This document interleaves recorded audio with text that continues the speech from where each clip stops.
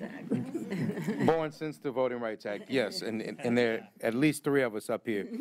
And oftentimes, and we saw a quote, and we use that we stand on the shoulders of people like John Lewis and the Reverend Martin Luther King and Nancy Pelosi and Jim Clyburn and Eleanor Holmes Norton and others who came before us to make sure that we had every opportunity in the world.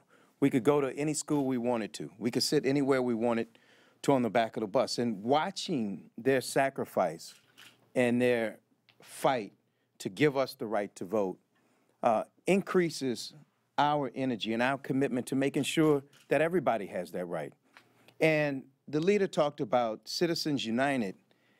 What we're doing today is we're just trying to equal the playing field again. Corporations have all these rights now while regular voters are fighting to get to the polls, and our grandmothers who have to scrounge up and make sure that they have their voter ID as they go to the polls when corporations can give as much as they want and not tell what they're doing. This is about what makes America the country that it is. And that's the fact that we believe that the more people that are engaged in the governing of this great democracy, the better the country will be.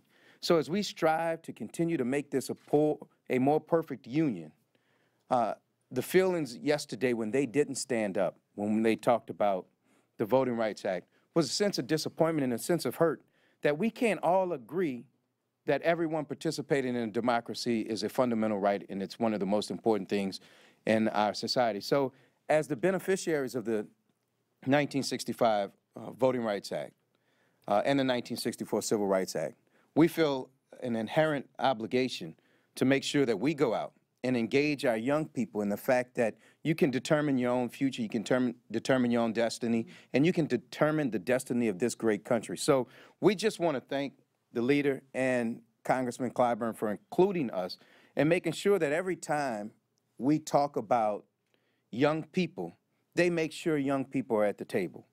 So as we talk about the debt and the deficit, our leader makes sure that she talks to college students and that young people have a seat at the table so that we can express our voice. So because of that, that's what makes our party so great, so inclusive, because at the end of the day, we don't make decisions for people. We bring them to the table so they can have a voice.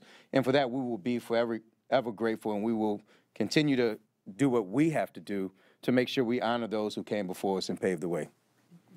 Hakeem.